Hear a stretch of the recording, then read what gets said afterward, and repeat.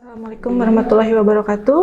Perkenalkan, nama saya Ayu Ratna Juwita MKom. Saya seorang dosen Fakultas Ilmu Komputer Universitas Buana Perjuangan Karawang.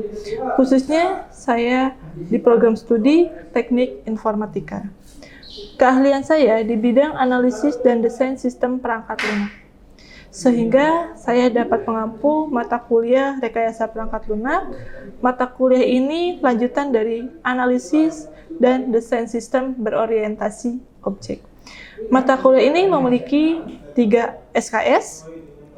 Software Engineering merupakan program komputer yang terasosiasi dengan dokumentasi perangkat lunak seperti dokumentasi kebutuhan, model desain, dan cara penggunaan atau disebut dengan user manual. Software engineering atau yang sering dikenal dengan istilah rekayasa perangkat lunak merupakan ilmu yang mempelajari teknik pembuatan software yang baik pendekatan dengan engineering approach. Ada beberapa cara atau fase engineering approach ini. Pertama ada perencanaan, pengembangan, dan pemeliharaan. Selain itu, perangkat lunak juga tidak hanya mencakup program, tetapi juga semua dokumentasi dan konfigurasi data yang diperlukan untuk membuat program agar beroperasi sesuai dengan kebutuhan sistem. Manfaat mata kuliah ini, pertama, memberikan kemudahan kepada mahasiswa dalam proses pengembangan perangkat lunak. Kedua, mahasiswa mengetahui bagaimana membuat konsep pengembangan perangkat lunak. Ketiga, memudahkan mahasiswa dalam membuat perangkat lunak dengan model rekayasa perangkat lunak. Keempat, memudahkan mahasiswa dalam memanajemen proyek perangkat lunak. Capaian mata kuliah dari rekayasa perangkat lunak ini, 1. Menguasai tentang definisi rekayasa perangkat lunak. Kedua, dapat menjelaskan teori dan konsep bagian penting dalam rekayasa perangkat lunak dan rekayasa sistem. Ketiga, menelaah proses ataupun metodologi rekayasa perangkat lunak yang sesuai dengan kebutuhan baik dari sisi pengguna perangkat lunak maupun dari sisi organisasi. Keempat, mampu mengolah data menjadi informasi dengan memahami rekayasa perangkat lunak dengan memenuhi kebutuhan perangkat lunak. Kelima, mampu memodelkan sistem secara spesifik mulai dari tahap analisa sampai kepada perancangan sistem dengan membuat pemodelan menggunakan Unified Modeling Language atau disebut dengan UML. Keenam, menguasai konsep-konsep pengembangan perangkat lunak yang dibutuhkan untuk menganalisis, merancang, menerapkan, mengimplementasikan, dan pengujian sistem. Materi perkuliahan yang akan saya sampaikan, pertama, materi rekayasa perangkat lunak. Kedua, rekayasa sistem berbasis komputer. Ketiga, model proses perangkat lunak. Keempat, perancangan dan implementasi perangkat lunak. Kelima, generic process engineering activity. Keenam, kebutuhan fungsional dan non-fungsional perangkat lunak. Ketujuh, requirement spesifikasi dengan UML. Kedelapan, studi kelayakan rekayasa perangkat lunak. Kesembilan, pemodelan sistem. Kesepuluh, pemodelan prototipe perangkat lunak. Kesebelas, pengujian perangkat lunak. Sistem pembelajaran pada mata kuliah ini, pertama, metode yang akan digunakan yaitu delivery, interaction, dan assessment dengan pendekatan student interaction e-learning. Di dalamnya terdapat blended learning. Yang pertama menyajikan menggunakan asinkronus dengan menggunakan BOC atau disebut dengan Buana Online Course. Kedua, media sinkronus pada pembelajaran daring menggunakan Google Meet atau Zoom Meeting. Ketiga, sebelum pembelajaran saya mengupload materi di BOC agar teman-teman mahasiswa saat perkuliahan sudah membaca dan mempelajari terlebih dahulu sebelum perkuliahan dimulai. Diharapkan teman-teman mahasiswa termotivasi dan terpacu untuk berdiskusi saat perkuliahan tatap muka atau tatap layar. Penilaian berdasarkan komponen yang ditentukan oleh universitas. Pertama, kehadiran 15%, kedua tugas 20%, ketiga UTS 30%, dan UAS 35%. Berikut salah satu contoh perkuliahan rekayasa perangkat lunak. Ya, Assalamualaikum warahmatullahi wabarakatuh. Waalaikumsalam warahmatullahi wabarakatuh. Gimana kabarnya hari ini? Ya, sebelum ke materi, pertemuan keempat, kemarin kan kita sudah bahas tentang bagaimana pengembangan perangkat lunak untuk sistem komputer. Nah, materi selanjutnya kita akan model perangkat lunak. Oke, kita lanjut ya ke materi.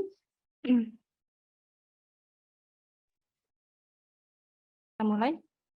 Ya.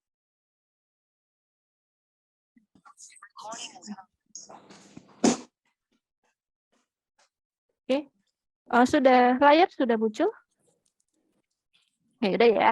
Oke, apa itu model perangkat lunak? Nah, kita dalam pengembangan perangkat lunak, kita perlu proses pemodelan suatu perangkat lunak, yang dimana model ini sangat dibutuhkan untuk pengembangan perangkat lunak. Kenapa? Ketika kita membuat suatu software, kita harus melakukan tahapan-tahapan. Nah, di sini saya akan bahas tentang model SDLC. Model SDLC ini yaitu yang disebut dengan System Development Life Cycle, ya, yaitu model yang dikembangkan untuk membantu suatu proses pengembangan perangkat lunak. Nah, yang dimana model-model ini memiliki tahapan. Pertama, kita memiliki tahapan perancangan. Kedua, ada analisis. Ketiga, ada perancangan, ada pengembangan, ada pengujian, implementasi, dan perbaikan. Nah, inilah model umum secara SDLC. Namun, di dalam software SDLC ini, ya, pengembangan SDLC ini memiliki tahapan-tahapan metodologi berdasarkan sistem development life cycle digunakan dengan memperhatikan karakteristik dari berorientasi objek. Nah, kemarin kan kita di mata kuliah ADBO semester lalu, ya, kita membahas tentang objek. Nah, di sini juga ada. Nah, di sini kita akan menganalisa apa yang objek kita dipermasalahkan. Nah, di sini kita analisis permasalahan apa aja, lalu kita rancang, kita desain. Nah, setelah desain kita implementasikan. Nah, di sini saya akan bahas ya model-model pengembangan perangkat lunak dari model SDLC. Jadi pengembangan model SDLC itu ada banyak, ya.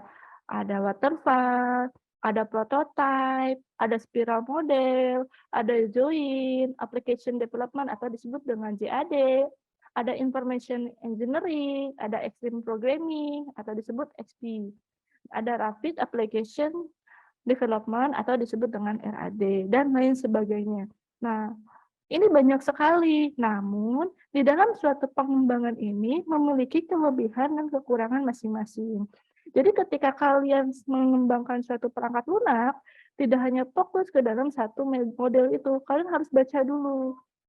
Harus cari tahu dulu apakah sistem itu sesuai dengan kebutuhan atau tidak. Jadi ketika kita membuat suatu sistem, kita tuh harus mencari dulu kebutuhannya. Nah, apa kebutuhan sistem itu? Nah, baru kita tentukan model apa yang cocok ketika kita akan mengembangkan suatu perangkat lunak. Nah, saya mau bahas dulu 3 model saja. Nanti sisanya kalian cari tahu apa itu model-model dari proses SDLC atau tahapan dari SDLC. Nah, saya akan bahas tentang model waterfall. Ini adalah model waterfall. Jadi model waterfall itu ya, dia turun seperti anak tangga atau disebut dengan air terjun. Jadi dia runut cara kerjanya dari definisi persyaratan atau masalah sampai dia operasi pemeliharaan sistem. Cuman ini siklus hidup perangkat lunak ini, ya ini disebut dengan siklus hidup.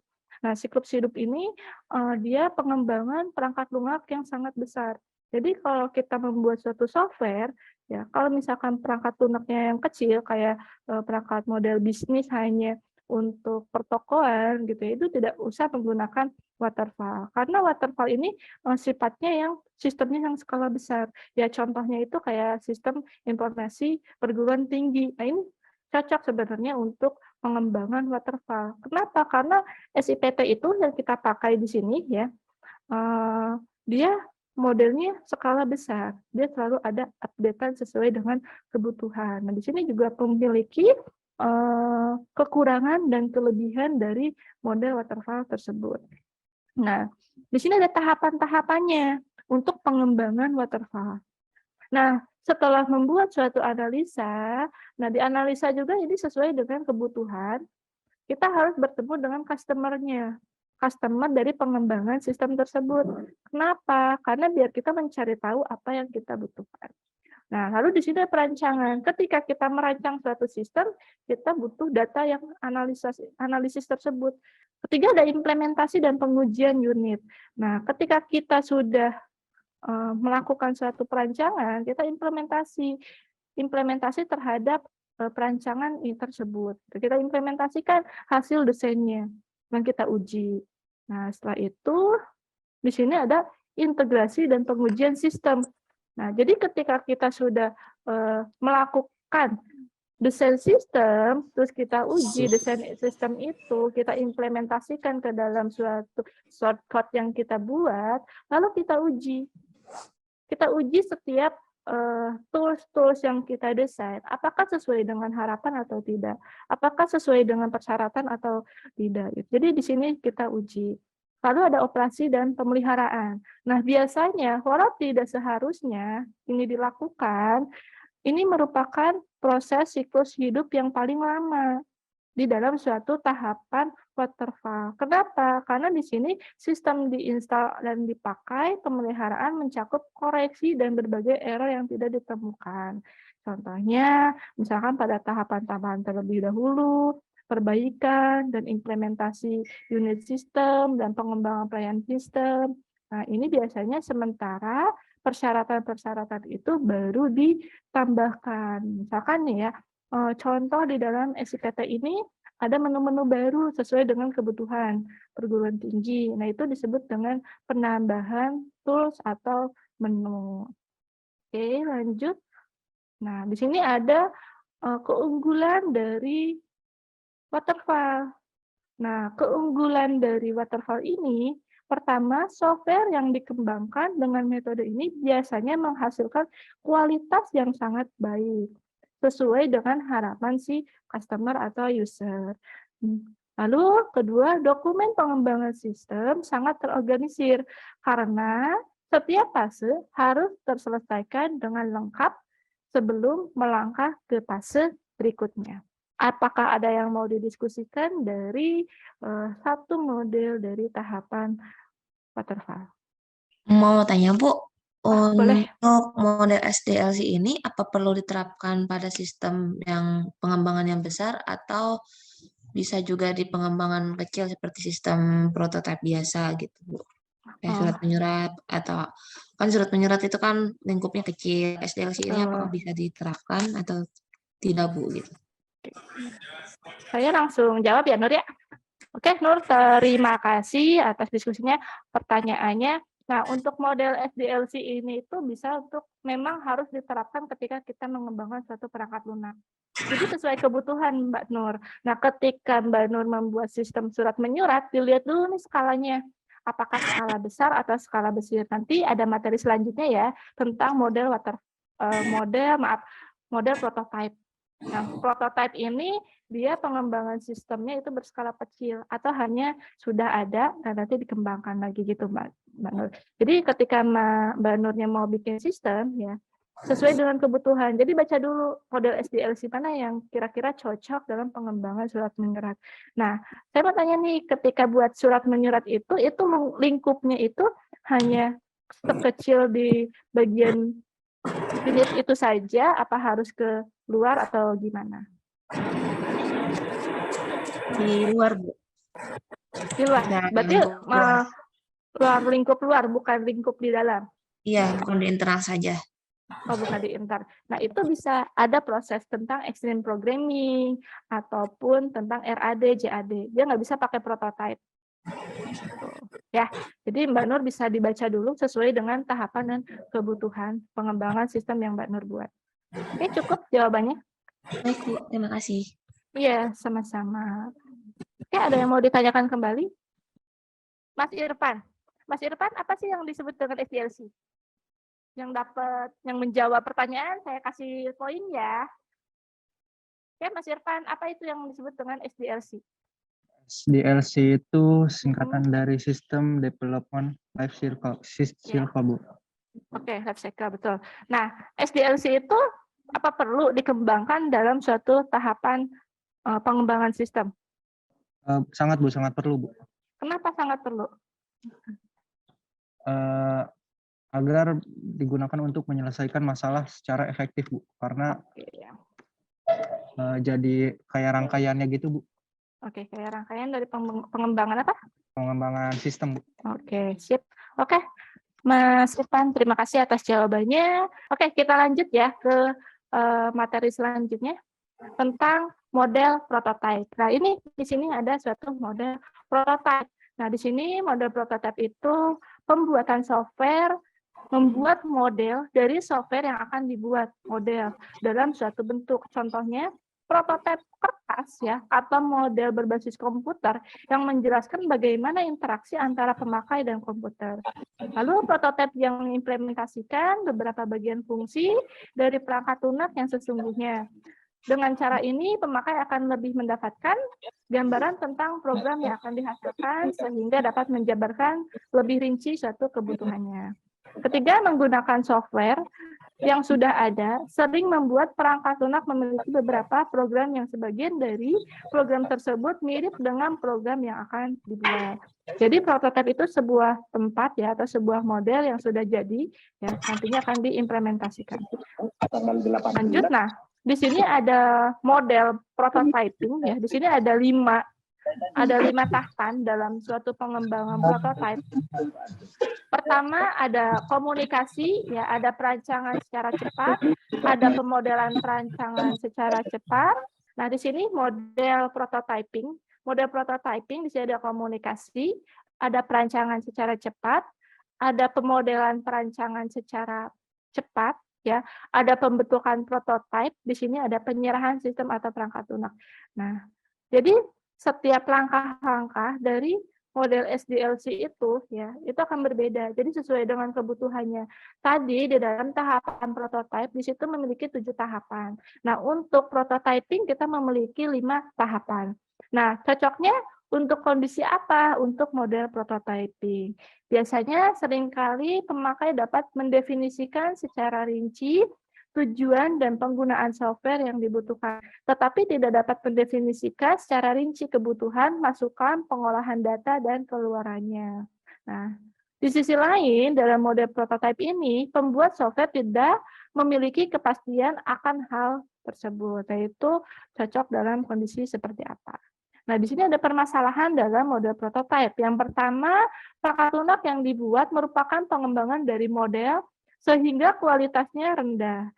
Program selalu besar, sulit dimodifikasi, tidak terdokumentasi dengan jelas. Itulah kelemahan atau permasalahan dari suatu model prototipe. Nah, untuk mempercepat pembuatan prototipe, ya, biasanya menggunakan operating atau sistem, bahasa pemrograman, dan algoritma yang kurang tepat, karena ini pembuatan prototipe itu kita diburu-buru, ya, diburu-buru dalam pengembangan sistemnya.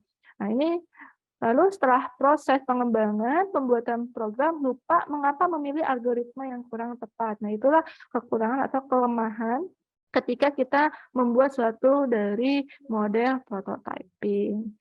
Nah, di sini ada proses XP ya. Ada proses XP atau disebut dengan Extreme Programming, kita istilahnya dengan XP ya, terkenalnya model XP. Pada pemrograman Extreme Programming ini biasanya menggunakan suatu pendekatan berorientasi objek secara runut. Nah, sebagai paradigma pengembangan yang diinginkan dan mencakup suatu di dalamnya.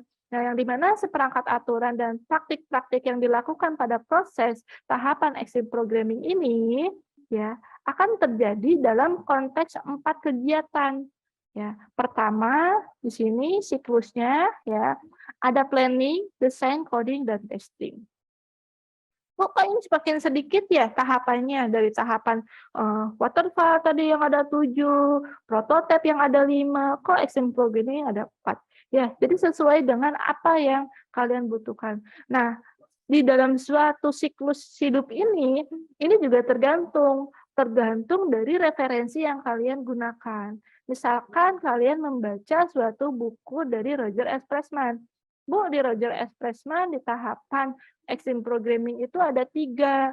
Bu, di extreme programming itu ada 4. Nah, itu sesuai dengan referensi. Jadi ketika kalian membuat suatu tahapan ini, jangan asal comot gitu ya. Jangan ambil dari Google terus pakai. Nah, tidak bisa, itu harus ada referensinya. Referensi dari buku atau jurnal-jurnal yang sudah terpublish itu ya.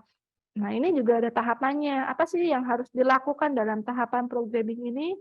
Nah, pertama ada planning. Sama, ada planning. Kalau planning di extreme programming di sini dilakukan dengan membuat suatu user stories yang dimana dia akan menjelaskan suatu input dan output terhadap fitur-fitur atau fungsi-fungsi yang nantinya akan dibuat dalam sebuah software. Lalu kita langsung tahap desain, yang dimana desain ini mendukung adanya refactoring di mana software sistem akan diubah sedemikian rupa dengan cara mengubah struktur kode dan menyederhanakan kode. Yang tadinya planningnya serumet gitu, desainnya yang serumet gitu ya. Nah, ini bagaimana desain ini akan mudah dibaca oleh si user. Nah, di sini ada coding. Tahapan extreme programming ini diawali dengan pembangunan serangkaian tes unit dengan metode test driven development atau disebut dengan TDD. Ya. Lalu keempat ada testing. Nah, kita melakukan suatu testing. Testing ini di dalam suatu extreme programming dilakukan dengan pengujian kode pada unit testing yang di mana XP juga terdapat acceptance test atau bisa disebut customer test. Pengujian ini dilakukan oleh customer. Jadi ketika sistemnya sudah jadi, kita langsung uji kepada si customer. Apakah sesuai dengan kebutuhan atau tidak?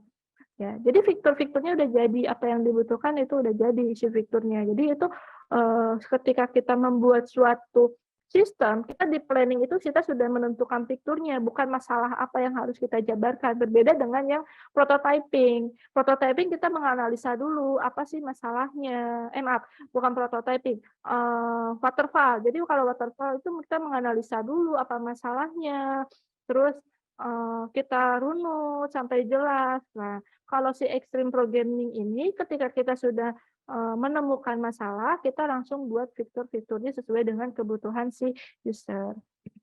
Ada yang mau ditanyakan mengenai materi yang saya sampaikan tentang model pengembangan perangkat lunak? Mungkin dari Ajeng ada yang mau ditanyakan mengenai model SDLC? Bu, mau nanya, Ya, kalau model extreme programming ini bisa diterapkan ke pengembangan sistem seperti apa? Apakah skala besar atau skala kecil? Dan contohnya tuh kayak gimana, Bu, tentang sistemnya tuh untuk yang menggunakan model extreme programming itu? Oke. Kalau di dalam, saya langsung jawab ya. Ya. Oke, Ajeng, untuk model extreme programming ini kan ini dalam pengembangan skala kecil, tidak terlalu besar, seperti model prototype. Nah, misalkan Ajeng lagi bikin sistem tinjauan atau misalkan tentang informasi berbasis Android. Ya, contohnya itu, berbasis Android, misalkan Ajeng lagi bikin apa? Ajeng itu lagi bikin tentang PMI deh, gitu ya, Sistem Palang Merah Indonesia tentang ketersediaan darah. Nah, itu cocok untuk extreme programming. Kenapa? Di dalam suatu pengembangan extreme programming ini, kan PMI itu butuh sistem yang ceritanya PMI itu butuh sistem yang cepat untuk diimplementasikan. Nah, itu kan Ajeng ketika membuat suatu sistem ketersediaan darah di PMI, ini contohnya ya, Ajeng ya? Iya, Bu. Contohnya, ketika Ajeng membuat suatu sistem persediaan darah itu, mungkin dari Rusdi ada yang mau ditanyakan? Ya, mengenai final project atau gimana, ada yang mau ditanyakan? Oke, Novera. Oke, siapa? Nur. Bu. Nur, Ya. Bu. Oh, Nur. Ya, boleh, Nur. Nanti untuk final project yang tersebut, kita individu atau kelompok, Bu? Terus untuk pembuatan sistemnya sudah ditentukan dari Ibu atau kita yang menentukan sendiri untuk pembuatan sistemnya tersebut? Oke, bentar ya. Oke, ada lagi yang mau ditanyakan selain Nur biar sekalian mengenai final project? Oke, nggak ada lagi. Untuk final project nanti saya akan menentukan model-modelnya ya dari ini kan tadi model SDLC itu ada banyak ya, sebenarnya ada banyak ya. Di sini kan saya cuma 7 aja ya. Nah, nanti saya akan pilih salah satu untuk modelnya. Nah, untuk sistemnya kalian yang menentukan sendiri. Nah, ketika misalkan tadi Ajeng mau bikin tentang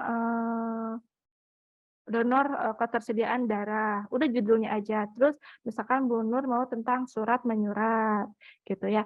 Nanti silahkan di Google Drive, nanti saya share Excel-nya. Silakan tuliskan judul-judul yang akan kalian buat sistemnya. Nanti saya akan pilihkan model tersebut sesuai dengan kebutuhan sistem. Nah, selain menulis judul, kalian tuliskan masalahnya. Jadi kan saya biar tahu tuh masalah apa aja yang kalian dapat ketika akan mengembangkan suatu sistem. Kenapa saya yang memilihkan model tersebut? Biar sesuai, ya, biar sesuai dengan kebutuhannya. Jadi nggak kemana-mana nih kalian ketika mau presentasi, takutnya sistem yang dikembangkan itu skala kecil, taunya pakai spiral, pakai waterfall, itu nggak sesuai dengan apa yang diharapkan. Jadi biar untuk model SDLC-nya biar saya yang menentukan. Mungkin itu aja Mbak Nur untuk masalah final project-nya. Baik, Bu. Oke, ada lagi yang mau ditanyain? Kalau cukup, mungkin materi yang saya sampaikan sampai sini tentang model proses, silakan baca-baca ya tentang model proses pengembangan perangkat lunak. Kenapa? Karena pengembangan perangkat lunak ini dia model tahapan-tahapan model SDLC ini dia banyak ya, nggak hanya ada 6. Jadi kalian harus baca semuanya apa yang kalian ketahui tentang model SDLC. Jadi ketika kalian dapatnya prototipe, baca prototipe terus, tapi dengan model lain tidak diketahui. Mungkin cukup ya materi dan tugas materi yang saya sampaikan. Semoga materi yang saya sampaikan hari ini memberi manfaat bagi kalian semua, dan ketika nanti kalian akan membuat suatu final project, termotivasi untuk mengembangkan suatu perangkat lunak yang berguna bagi kalian gitu ya. Jadi jangan sampai ketika kalian membuat suatu final project ini sistemnya tidak terpakai ya, syukur-syukur bisa diimplementasikan ya. Jadi kalian serius nih dalam pengerjaan final project ini, langsung ngambil kasus turun ke lapangan. Jadi apakah sesuai nggak sih dengan kebutuhan gitu. Jadi siapa tahu nih Bu, saya perusahaan tersebut atau tempat yang saya teliti, objek yang saya teliti ingin dikembangkan lagi. Wah, itu termasuk apresiasi sekali ya untuk kalian. Kalian sudah bisa menerapkan bagaimana ketika kita membuat suatu software dengan model-model SDLC dan menerapkan suatu software dengan pengembangan perangkat lunak. Oke, semoga kalian tetap semangat ya dalam melaksanakan perkuliahan. Seminggu depan kita bertemu lagi dengan online ya, asinkronus. Oke, saya tutup pertemuan perkuliahan ini. Assalamualaikum warahmatullahi wabarakatuh.